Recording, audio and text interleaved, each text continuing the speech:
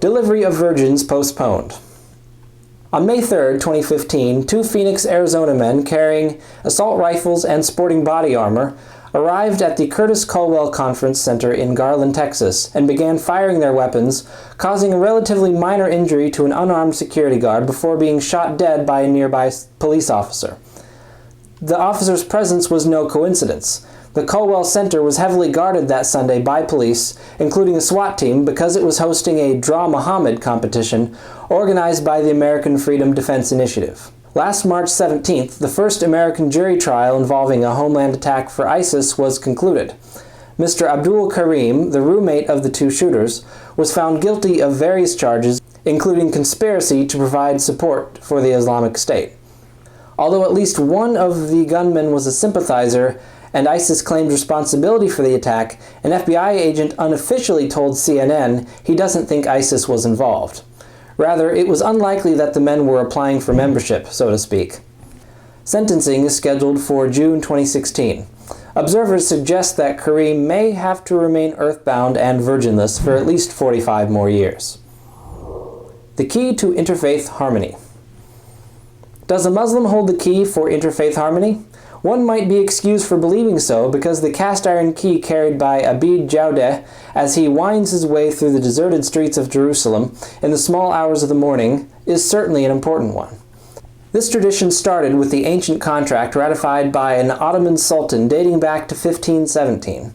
For over 800 years, a dynasty consisting of both Muslims and iron keys has maintained the Church of the Holy Sepulchre. This ancient and venerated site is the alleged location of the alleged crucifixion of Jesus.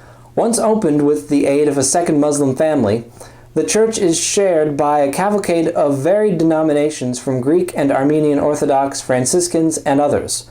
This is the family heritage, Jawdeh explains, and this sacred trust is an honor for all Muslims in the world. Jawdeh speaks to all who will listen that the Church of the Holy Sepulchre and the ongoing stewardship of his family is a lesson in respect for other religions. But it should be noted that this honor bestowed upon his family was necessary due to the fact that numerous irreconcilable Christian denominations were unable to reach accord with one another, requiring the involvement of a neutral caretaker with no stake in denominational politics. A terrorist gets 90 days. This is a hate crime, said a California judge at the arraignment of an unabashed terrorist. So why would a religious extremist shouting promises of violent death to crowds of worshippers, and whose Facebook page calls for mass deportations, not receive more than a 90-day jail sentence? To further complicate the situation, police, upon investigating the home of the terrorist, found a possible homemade explosive device, but missing key explosive elements. Why would such an individual receive a mere 90-day sentence and 3 years probation is not immediately obvious, except for the fact that the victims of this hate speech are Muslims and the perpetrator, William Chelly, is a devout Christian. Initial reactions were positive when Chelly's arrest became known.